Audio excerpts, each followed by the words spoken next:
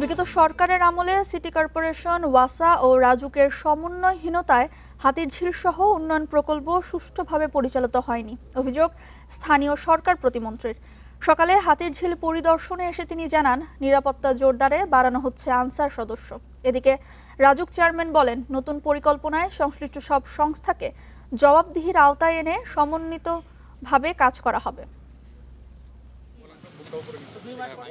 শুক্রবার সকালে হাতিরঝিল পরিদর্শনে আসেন রাজুক চেয়ারম্যান, স্থানীয় সরকার প্রতিমন্ত্রী আর গৃহায়ন ও গণপূর্ত প্রতিমন্ত্রী।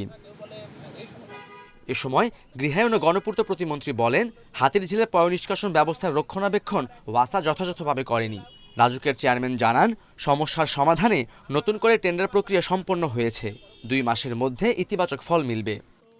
বিদেশি পর্যটকরাও এখানে আসেন, তো এটাকে একদম টপ মোস্ট প্রায়োরিটি দিয়ে আমরা চাবো যে এটা যাতে সুন্দরভাবে মেনটেন করা হয়। এবং এখানে বেশ কিছু ইনসিডেন্ট ঘটনা হয়েছে অতীতে, অপর্যাপ্ত লাইটের কারণে এবং রক্ষণাবেক্ষণের অভাবে। তো আমরা ইনশাল্লাহ দ্রুত এ ব্যাপারে কাজ করছি। এখানে একটা লাইন আছে, ডাইভারশন লাইন, ময়লা যাওয়ার, সেগুলো এটাও শুরুর পর থেকে এই লাইন এবং পিটগুলো কোনো পরিষ্কার করা হয়নি, যার জন্য এগুলো জ্যাম হয়ে ময়লা হয়ে এগুলো ওভারফ্লো করে এই হাতিরঝিলের পানিতে আসে। স্থানীয় সরকার প্রতিমন্ত্রী বলেন, বিগত সরকার হাতিরঝিলের সোয়ারেজ কাজ সম্পন্ন না করেই প্রকল্প উদ্বোধন করেছিল। হাতিরঝিলে নিরাপত্তা জোরদারে আনসার সদস্য বাড়ানোর পরিকল্পনার কথাও জানান তিনি। পয়ঃনিষ্কাশনের জন্য যে প্রকল্পটি হয়েছে, যেটিতে খরচ হয়েছে প্রায় 5,500 কোটি টাকা, সেটি চালু আছে মাত্র 30%।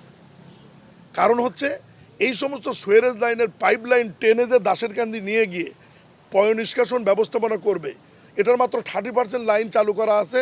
70% লাইনের সংযোগ ছাড়াই তড়িঘড়ি করে ওই প্রজেক্টটি উদ্বোধন করে দেওয়া হয়েছে। দীর্ঘমেয়াদী পরিকল্পনা হিসেবে সুয়ারেজের পাইপলাইন দাসেরকান্দি পর্যন্ত নিয়ে যাওয়ার পরিকল্পনা হচ্ছে।